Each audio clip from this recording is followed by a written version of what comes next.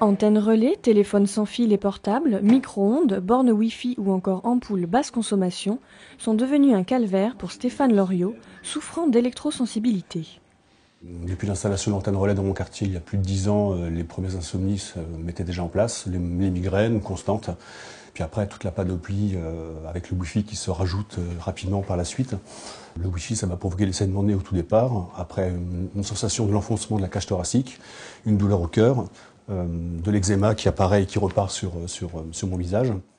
Ces symptômes se transforment en véritable handicap à gérer dans son activité professionnelle.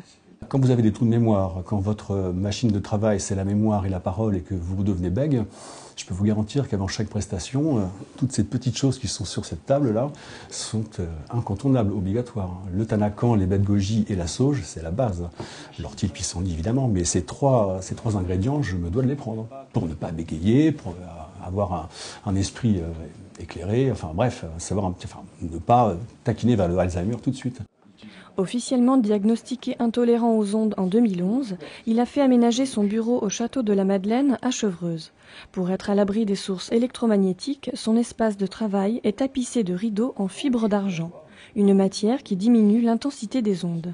Grâce à ce certificat, effectivement, j'ai pu obtenir par ma hiérarchie l'autorisation de poser ces rideaux en fil d'argent qui coûtent tout de même la bagatelle de 600 €, payés grâce à vos impôts s'il vous plaît. J'insistais pour que ce soit le cas, pour qu'on puisse, dans le milieu du travail, déjà faire avancer un peu le dossier.